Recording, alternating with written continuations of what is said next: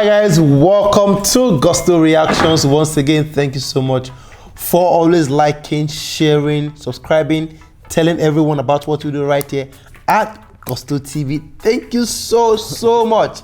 Lala is right here once again, and today we have something really interesting for you. Now, Lala, it's been a whole lot when it comes to Nigerian music. I mean, everyone has been doing their thing. They've been trying to. It's been Afrobeat to the world for a bit, and of course, we can never forget the guys who also took it a notch higher. The likes of the Banj, the likes of Don Jazzy, the likes of P Square also did their thing. Bank It Up You actually also did his thing as well. Nice did his thing as well, right? Of course, Nice. You can't rule him out. I mean, regardless what he sounds like these days, but when he started and when he peaked in the industry, he gave his all. He gave so much to the industry. He achieved a lot as well. Okay, so Nice is one major guy that Nigerians seems to have moved on from, in a way. Yes, in a way, and this happens quite a lot when you get it wrong in certain periods. I mean, where did he get it wrong? Well, where did he get it wrong? I think there were some strikes. I mean, first he had a winning team around him, and then all of a sudden he had issues with the winning team. All of a sudden he was having, there were now beefs with him and other guys in the industry. I mean, during that period was the first strike. Then the second strike was the double albums he started to release. He released double albums. Well, I mean, his style didn't really change. Sorry guys, I've got a cold. So the style didn't really change, but I mean, maybe it was 2 double albums too many. He had two albums in the space. I mean, he released Bashonoga and Versus, and then 2011, 2014, in Nigeria. Yeah, to be fair, Bashonoga and Versus, I mean, they were still bangers on that album around that period. Then he tried to replicate the same thing with CNN Nigeria, and that was when things decided to go downhill in terms of how people saw his sound. So now, going to the then he went on like a small sabbatical, and then also he had marriage issues. I think he's now recently wedded to someone new, not even the person he left the previous marriage for, which was Tony Payne. He's wedded to someone new now, and he did have an album in 2016 dedicated to Adi Kabasa. Apparently, the proceeds from that album was meant to go to Adi Kabasa or the charity of his choice. Now, seeing that album, Adi Kabasa, which was, for me, was a very good album, but as at that period, people's mind had already turned off when it comes to Nice in the industry, and that really played its part till what we have of Nice right now.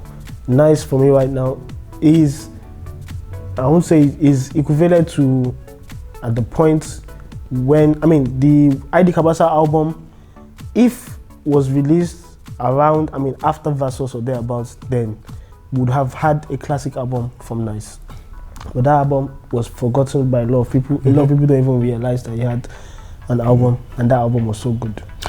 Lala, Nice, looking at Nice's legacy in the industry. This guy was a guy that came into the industry, with that first album, Certificate. And of course, we can never forget Little Money. Yes. You understand?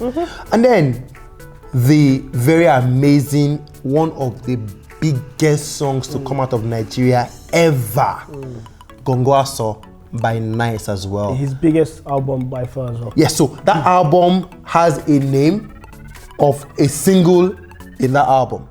So that shows you how big that album was and how big the song is. Now, that album, Gongoaso album, is still Nice's, arguably Nice's biggest album and best album ever.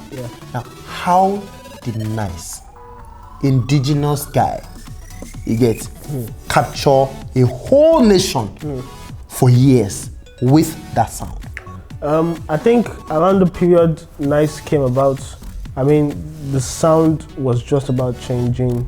We had the era of like indigenous rappers springing up. We had indigenous singers springing up, and the whole overall quality of Nigerian music right then was new sounds, new artists. There was a lot of them. It wasn't just nice around that period. So it was like a new generation of Nigerians started to now like what Afrobeats or Nigerian, it wasn't even called Afrobeats around that period, but what Nigerian music sounded like back then.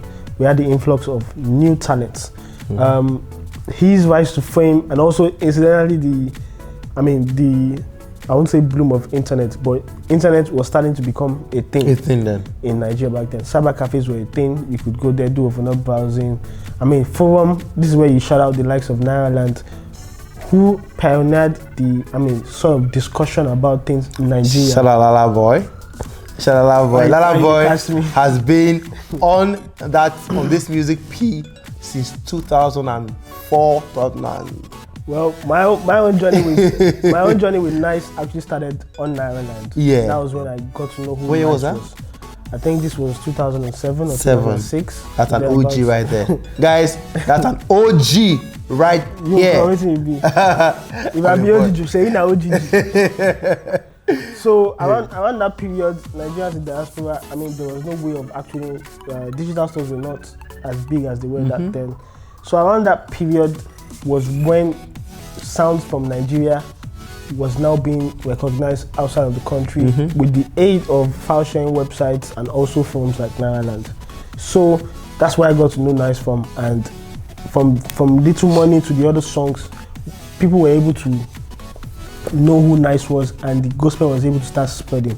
From there you get to know that he had a MySpace page and all his songs were there, and this would have to also give kudos to his first wife and his first manager, who was Tony Payne, who totally believed in the talent that Nice had, and they were able to push and everything. People got to know Nice outside of the country for Little Money and some other songs that he featured on. Then came Gongwaso, which was the deal breaker for Nice. Man, it was a deal breaker for him, because when he now dropped that album, he was relatively known in Nigeria. And then that Gongwaso song itself was now the biggest song in the country.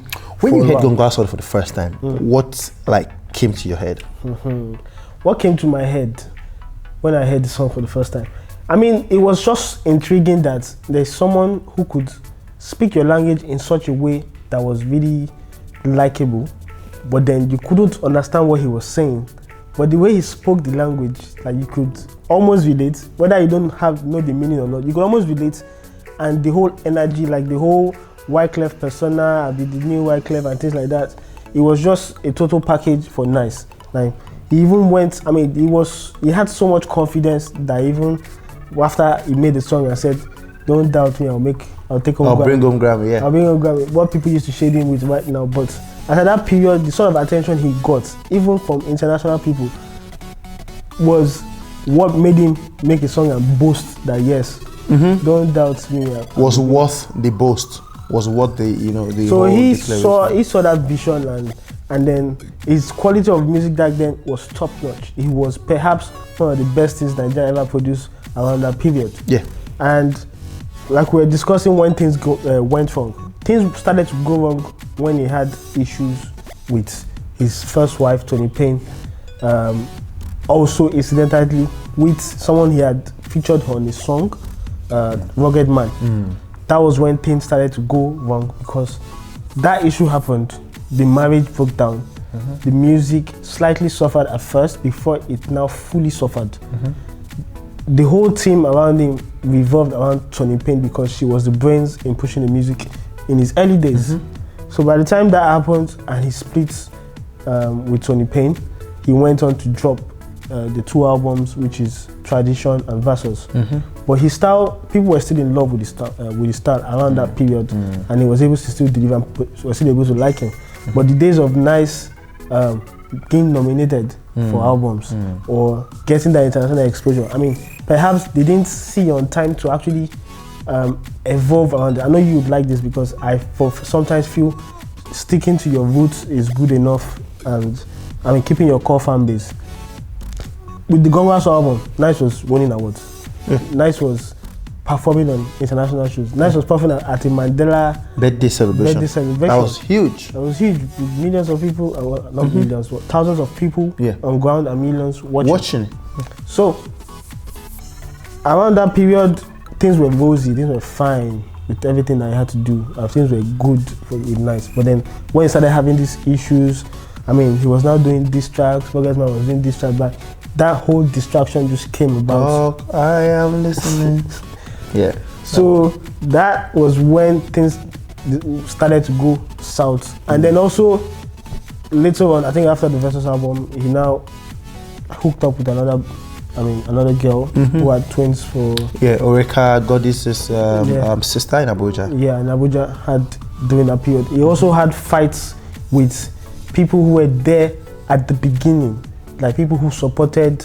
I mean, he was wise enough for what he was fighting for, but he went about it the wrong way. He was fighting with blogs, he was fighting with promoters around that period. So gradually people's interest in Nice started to dwindle, and then he released CNN Nigeria before he went on the sabbatical, and we didn't get anything from him until 2016 when he dropped ID Kabasa. At the time when he dropped ID Kabasa album, which was a good album, it's still a good album, people's interest in Nice had diminished. And right now, 2020, there's a new album by Nice, Tips of the Iceberg. Still, as good as Nice is as a talent, things about him have changed. His voice has changed. Is it good on the new album? I'm not going to lie that I've listened to the album. I've not listened to the album because the interest isn't there. I mean, in 2016, the interest was there for me. I listened to ID Kabasa. There's certain tracks on it that I love so much that they come up. But since 2016, he has dropped singles, no doubt. But he's trying to make a comeback, and he has dropped these Tips of the Iceberg. I, for one, have not listened because there's nothing revolving around Nice musically right now. Even in the news, we only know that yes, he just got married to someone else. Was it late last year that he just got married at Oriental? That's the only thing we know about Nice. So perhaps Nice needs to switch from being a musician to investing in a young talent, using the skills he has gathered over the years. Because yes, he can spot good music and things like that, and he handles his whole catalog of music and everything. He just needs to perhaps push someone fresh onto the scene, someone who is related that we can read, that we think, oh, this might be nice. I mean, we had glimpse of that with this guy Junior Boy when he had a song with Junior Boy, Living Things. People still think, yes. I mean, the way Nice used to be back then, there's a lot of young acts right now who are doing something similar, doing their wordplays in Yoruba, metaphors in Yoruba. I mean, making you sing in parables and making you go and find the meaning and things like that. So perhaps he needs to change. I mean, his job description right now from being an artist to be a label boss or an A&R for something, so that he can use all his experiences gathered over the years to push something new. Now, looking at Nice as an artist, now, would you say that at the time Nice was winning those awards, I mean, winning about 4 or 5 awards at the Headies at a go. Yeah, was that 2009? Mobile Awards, Mama Awards for one artist. Nice was literally on fire at that time. There was no touching him. Like nobody could touch him at that time. Everybody wanted Nice on the song. Even on Lagos Party, the remix, Nice was one of the best. It was hot. It was, if you hear say person hot, Nice was truly hot at that time. Now, are we going to say that Nice was ahead of his time? No, I wouldn't say it was ahead of his time. Okay. Perhaps I can say he peaked too early, because because right now we're saying that Gongwaso is his best work. But after Gongwaso, we had Versus album and Tradition album. Tradition had Bamu Bamu. Yes, and this by their rights are very good albums. Amazing albums that people would feel. Very good. Even people who were older, the older generations, were enjoying tracks on the album. Everybody were enjoying it. So he peaked so early. I think this was around 2011. So the span of when he was at the top of his game was perhaps from 2008 to 2011. That's 3 years where he was really on top of his game. He was winning awards. He was getting nominated for awards. He was getting big shows. He was doing shows internationally. Yeah. He was performing in what's it called, in the Nigerian stand in this festival they hold in the UK. Yeah, Notting Hill Carnival. So that was his peak.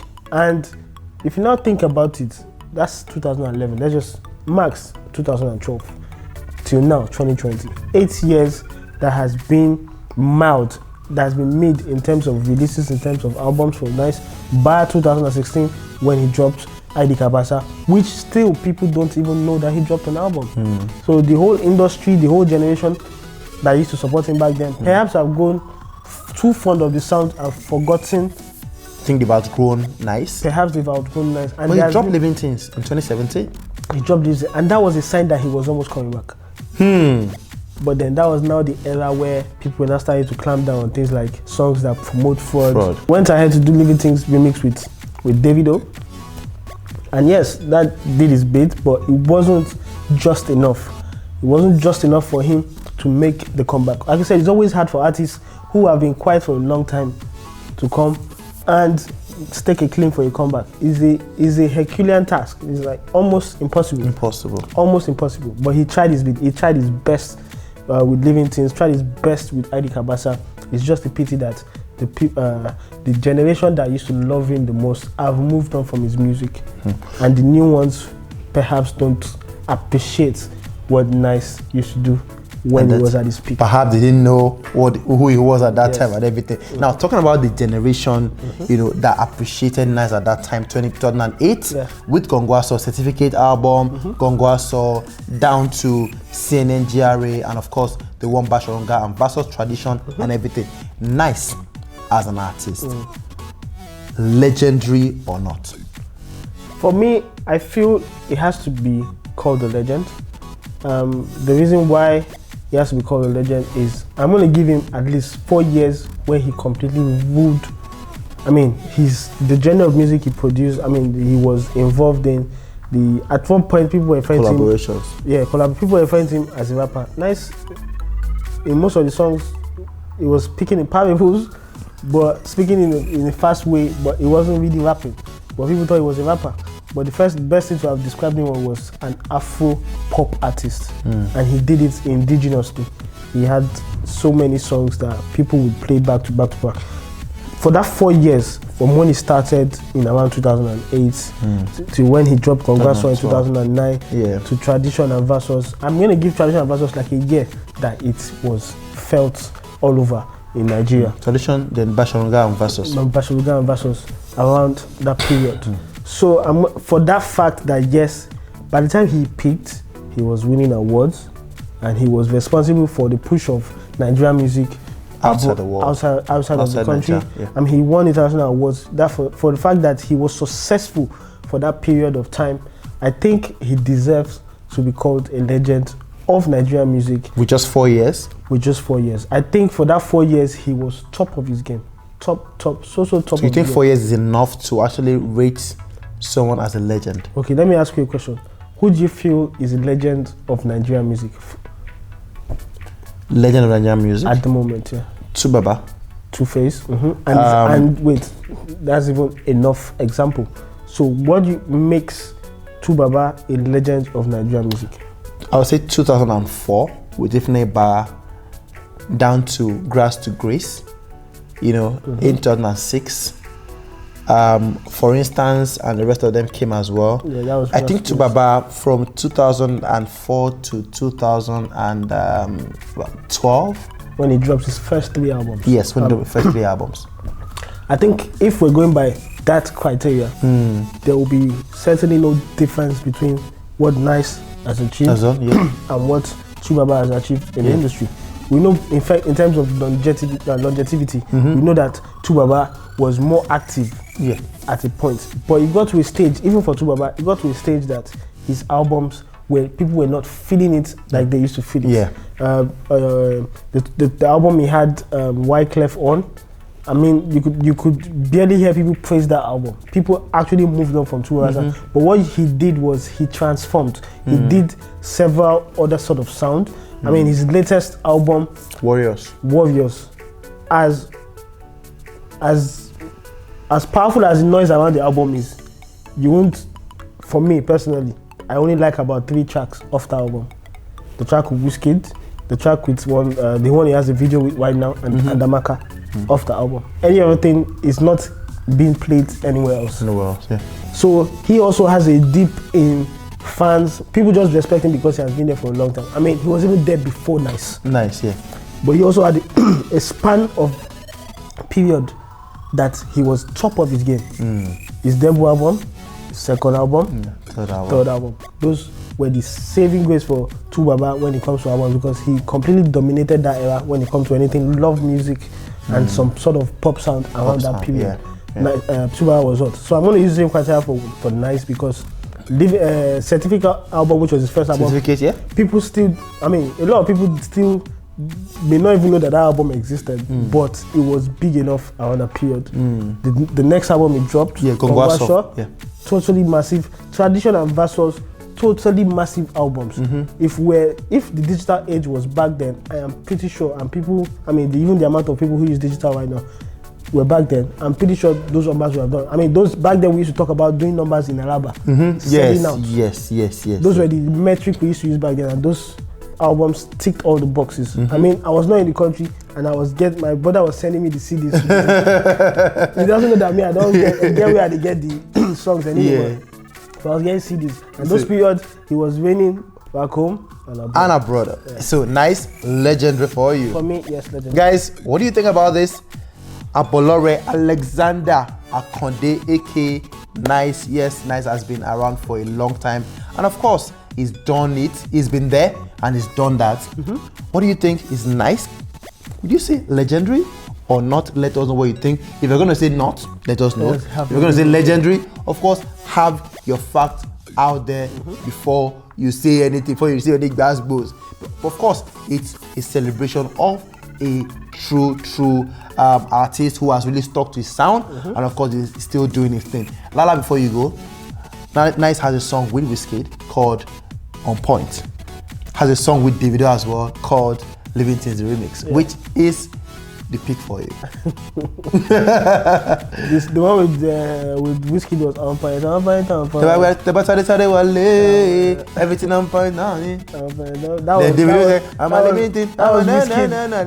was WIZKID on Superstar.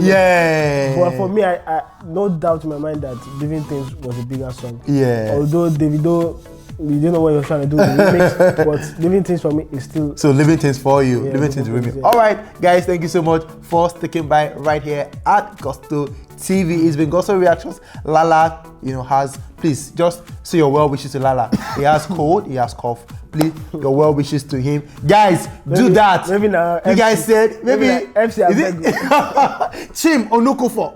No, not DMW. Oh, not DMW fine. Shelu. DMW fine. What am I going to accuse you? Samad? Samad! Now you! Alright guys, thank you so much. We love you. I will see you on the next one. Peace.